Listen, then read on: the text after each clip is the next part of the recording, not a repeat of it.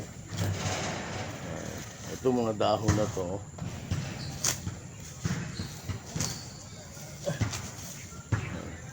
Kinukuha ko ito gamot sa ano to, sa aso. Pinakain nila ito bawat umaga. Ay ngayon pag wala ako rito, hindi sila makapakain. Pag ang aso nyo medyo hinway niya kumain, ayan mga dahon. Alam ko pagkain ko ng baka eh.